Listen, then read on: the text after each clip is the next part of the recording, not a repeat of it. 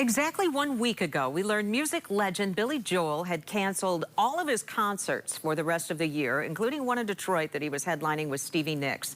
That was after he was diagnosed with a rare condition called normal pressure hydrocephalus.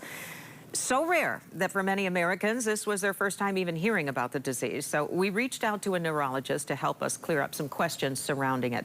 Dr. Adam Kuhlman from Corewell Health joining us now. Good afternoon, doctor. Thanks for joining us.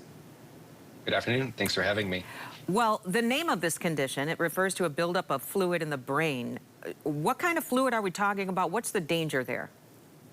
That's right. So normally within the brain, there are chambers that contain spinal fluid. This normally is responsible normally for providing nutrition, for removing waste, for providing cushion around the brain. And in normal pressure hydrocephalus, what happens is there's slight pressure that builds up that presses against the walls of those chambers. And as that occurs, it can cause a number of neurologic symptoms, including difficulty walking, difficulty thinking, and sometimes issues with urination, frequency, having to go often, or frank urinary incontinence. I was going to say, so some of those symptoms, when those come on, is it always readily diagnosed, or sometimes is it difficult to diagnose? Because those symptoms could actually mimic other things, couldn't they? Absolutely. And, this is a condition that tends to affect people in their 60s, 70s, and 80s. As you look at those symptoms, those are symptoms that many people in that age range will experience one or multiple of those symptoms.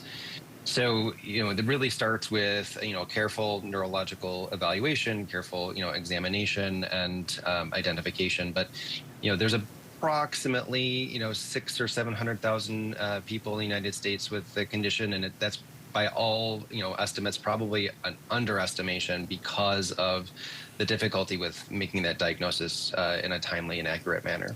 Mm-hmm. It's probably important then for patients to ask their doctors about NPH because of that very reason, right? Of course, yeah. Yes. So what's the treatment and prognosis for NPH then? So this is something that left untreated can progress and get worse over time. Unfortunately, medications don't have much of a role to play, but there is a surgical procedure that's called a shunt, which is a procedure whereby they place a small catheter, a small tube into that ventricle, that fluid-filled chamber, and divert that fluid around the brain, generally into the abdomen, to provide an alternative route for it to get around, and so that there's not as much of that pressure that's on the side of those walls of the brain. Okay, so it's treatable. So does this mean that we could see Billy Joel return to the stage then, assuming that there are no other complications? I certainly hope so. Yeah. Okay, well, that's good news. Doctor, thank you so much for joining us today on News 8 at noon. We appreciate your time.